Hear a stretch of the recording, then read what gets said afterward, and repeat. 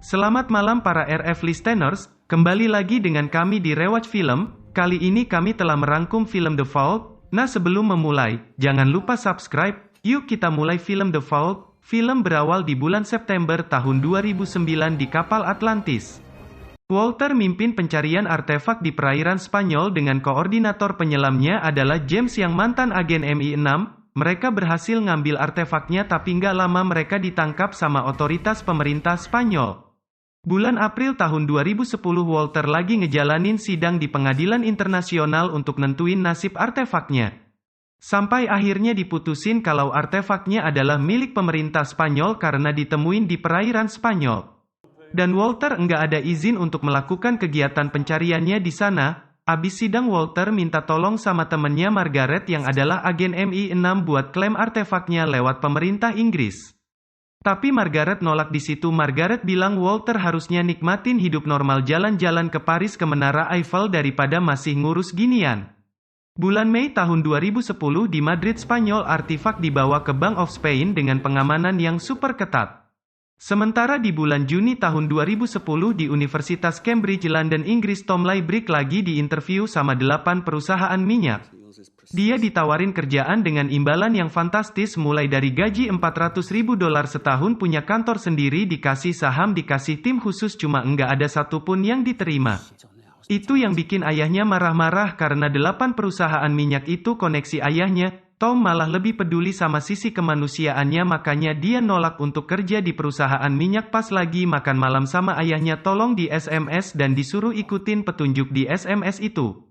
Dia ketemu dengan Lorraine dan diarahin buat ketemu sama Walter yang nawarin untuk ngambil artefak yang ada di Bank of Spain. Awalnya Tom nolak. Walter ngajak Tom karena Tom adalah insinyur yang ngebantu mengakhiri krisis Teluk itu juga yang bikin dia banyak dicari perusahaan minyak tadi. Terus Walter ngejelasin kalau lemari besi yang ada di Bank of Spain adalah lemari besi terkuat di dunia selama 80 tahun. Enggak ada yang berhasil ngebobol lemari besi itu sampai-sampai dapat sebutan The Miracle of Engineering atau keajaiban teknik.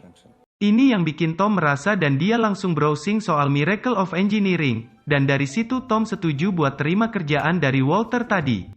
Dan langsung ketemu sama timnya Walter yang terdiri dari Klaus ahli komputer dan James sama Simon yang ngurusin peralatan. Tom mulai bantuin Klaus untuk masuk ke sistem keamanan bank, cuman diperluin kode akses yang kombinasinya berubah setiap hari di mana ada 1 miliar kemungkinan kombinasi kodenya. Di situ Tom memberitahu langkah sederhana untuk bisa dapetin kodenya. Telepon aja salah satu karyawan yang lagi nggak ngantor hari itu dan pura-puranya jadi mesin penjawab otomatis terus minta masukin kodenya dan mereka berhasil mendapatkan kode itu. 30 tahun sebelumnya Walter membeli sebuah surat dari pedagang barang antik. Suratnya berhubungan sama 3 koin emas yang diukir Drake yang ukirannya adalah titik koordinat lokasi harta yang tak ternilai harganya itu.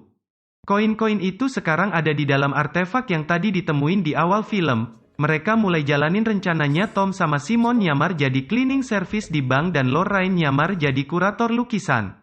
Lorraine tugasnya mengambil sidik jari Gustavo, kepala keamanan bank, sama bikin duplikat kunci buat akses ke lemari besinya. Tugas Simon masukin alat ke server buat bisa ngambil alih sistem keamanan bank itu. Sementara Tom ngoperasin magnetometer di ruang meeting yang berada pas di atas lemari besinya buat scan bentuk bangunan lemari besi dan sekitarnya. Di bawah meja rapat dia menghidupkan magnetometernya tapi nggak lama ruangannya dipakai orang-orang untuk meeting.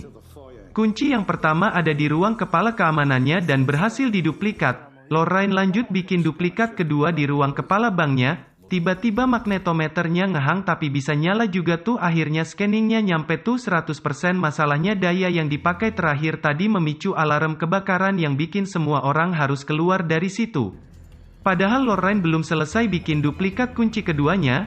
Kunci keduanya malah kebawa sama Lorraine tapi terus berhasil dikasih ke Tom untuk dibalikin lagi ke ruang kepala banknya. Tom berhasil lolos dari sana. Setelah dari sana mereka tahu kalau lemari besinya ada di bawah tangki air. Tangki air nyalurin air ke pipa terus airnya ngebanjiri lemari besi kalau ada percobaan pembobolan. Lemarinya enggak punya sensor atau detektor gerakan tapi punya timbangan raksasa yang dipicu sama gerakan. Jadi kalau ada sedikit perubahan berat di lemari besinya semuanya bakalan tenggelam. James sama Simon pergi ke bawah tanah buat nyari akses ke lemari besinya lewat bawah tanah. Mereka menemukan jalan ketimbang raksasa. Di situ mereka juga tahu kalau timbangannya terbuat dari titanium. Ngebobol itu butuh waktu 15 hari, sementara Walter cuma punya waktu 8 hari yang membuat pesimis timnya. Pas lagi jalan-jalan Walter ada ide, dia ngelihat kerumunan supporter tim sepak bola Spanyol yang nobar semifinal Piala Dunia di depan bank.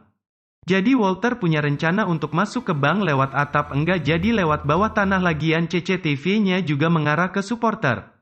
Cuman Spanyol ya harus lolos dululah ke final, kalau kalah kan nggak bakalan ada kerumunan seramai itu di depan bank. Jadinya timnya Walter nobar deh tuh semifinal Piala Dunianya. Spanyol lawan Jerman dan Spanyol lolos ke final. Tom sekarang yang kepusingan mikirin gimana bisa lolos lewatin timbangan raksasanya. Kalau timbangannya enggak seimbang, lemari besinya bakalan dialiri air dan mereka nggak bisa keluar dari sana. Tom dapat ide tuh pas ngelihat bartender di bar pakai nitrogen buat bikin timbangannya beku jadi enggak pergerakan dan tetap seimbang.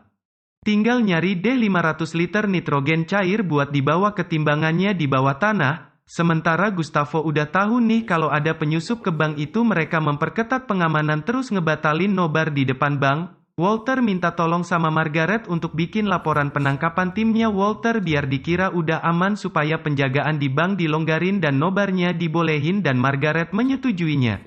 Rencana mereka bisa berjalan, mereka berhasil masuk ke dalam lemari besinya dan Simon juga udah ngebekuin timbangannya, cuman mereka ketahuan. Dan nitrogennya mulai mencair, timbangannya jadi enggak seimbang. James di situ berkhianat, dia ngambil koinnya buat dibawa ke pemerintah Inggris. Ternyata James bukan mantan tapi masih MI6. Mereka kekunci dan lemari besinya mulai kemasukan air. James nyebur ke air terus kabur lewat saluran pipa airnya. Tom dan Lorraine udah mulai tenggelam di dalam lemari besinya. Lemari besinya bakalan berhenti ngalirin air kalau udah penuh, tapi enggak ada parameter ketinggian airnya. Jadi Tom mikir kalau nentuin lemari besinya itu udah penuh atau belum diukur dari beratnya, makanya mempunyai ide untuk nambahin berat ke timbangan. Terus dia minta Simon untuk naruh tabung gas nitrogen yang ada di basement ke atas timbangan supaya bikin aliran airnya berhenti. Simon sampai naruh radio kesayangannya dan akhirnya air berhasil berhenti ngalir terus mulai surut. Waktu airnya surut, petugas bank mengecek di dalam lemari besi, tapi nggak taunya Tom sama Lorraine udah berhasil kabur terus keluar dari bank lewat jendela ruangan kepala bank yang selalu kebuka. Abis itu mereka langsung berbaur sama kerumunan supporter yang lagi ngerayain kemenangan Spanyol di Piala Dunia. James membawa koinnya ke Margaret, pas dicek koordinatnya ada di Perancis terus mengarah ke Paris, terakhir ngarah ke Menara Eiffel. Di situ Margareta udah kalau koin ini udah ditukar, dan Walter yang berhasil bahwa koin aslinya terus ngecek koordinat harta karunnya yang berada di Bank of England. Scene berpindah di Bank of England, ada Lorraine yang lagi nyamar dan film pun berakhir.